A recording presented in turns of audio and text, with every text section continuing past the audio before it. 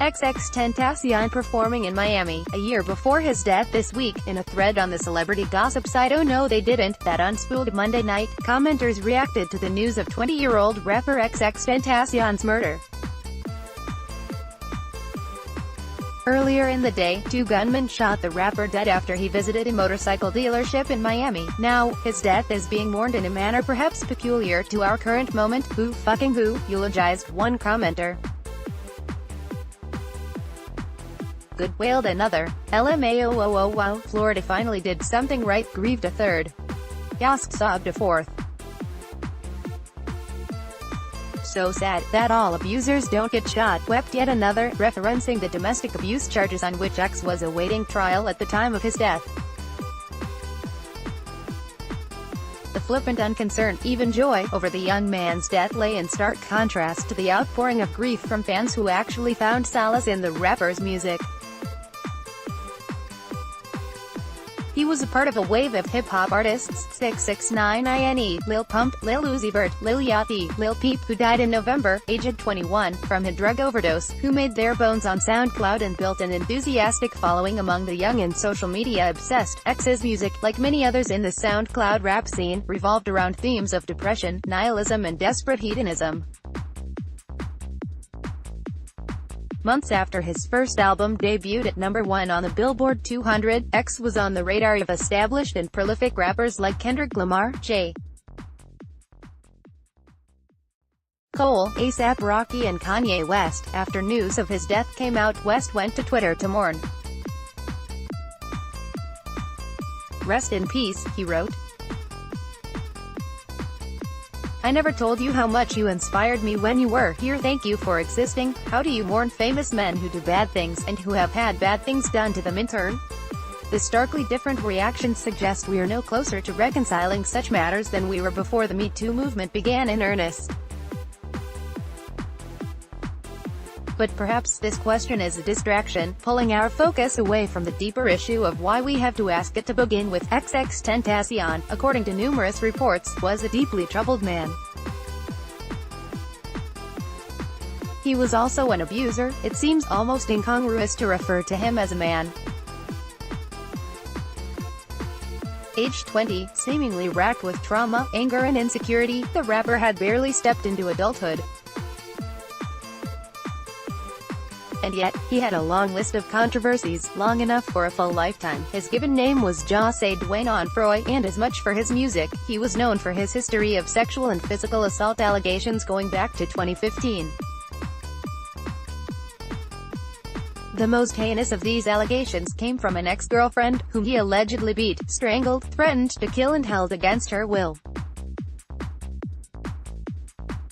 All this while she was pregnant with his child. There was also his homophobia, as demonstrated in an interview on the podcast No Jumper, where, in graphic details, he recounted beating up and nearly killing a cellmate in juvie, whom he referred to numerous times as a faggot. X got angry because the cellmate had stared at him. These stories of horrific behavior created a line in the sand, a line which separated those who rocked with the rapper and even defended his actions no matter what, and those who felt he was just one of a long list of misogynistic, abusive men who deserved to be culturally cancelled. The Nigerian-American rapper Jadena called out those gleefully indifferent to XXXTentacion's death on Twitter. "For those who are so woke that their compassion is asleep, remember this: if Malcolm X was killed at the age of 20, he would have died an abuser, a thief, an addict, and a narrow-minded depressed.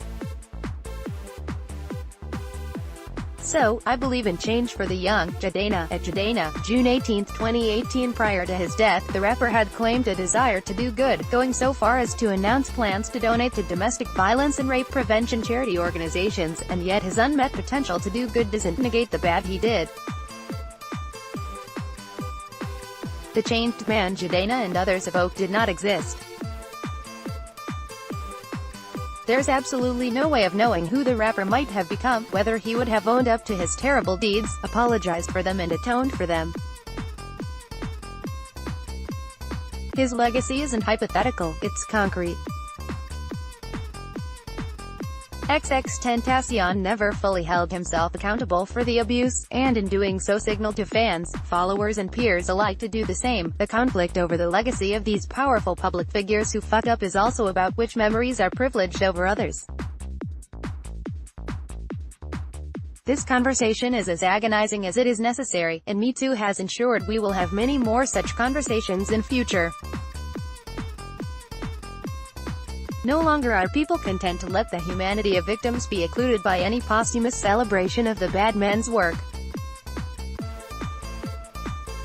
But maybe we should also be asking how we got here, how we got to this point where such moral reckonings fall to people like you and me, people with no power to administer anything like justice.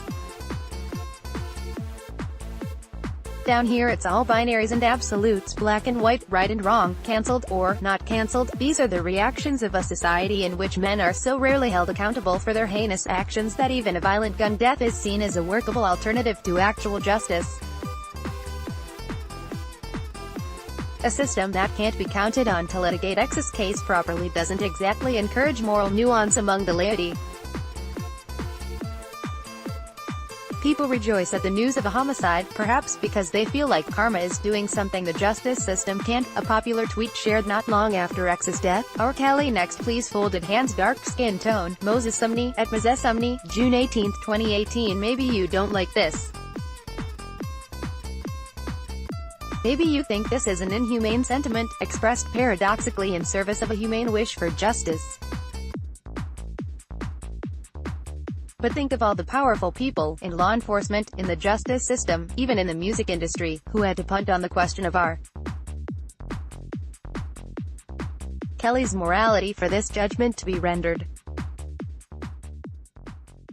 Think of all the people who have been in a position to do something who didn't, and whose demurral means that it's left to us to approximate justice. Music was a part of XXXTentacion's legacy. So was abuse. It would be nice if the conversation about the one could account in proper proportion for the other, could account for the grays of his life. But fine moral distinctions are a luxury of people who can be assured the official mechanisms of justice are in working order. Download.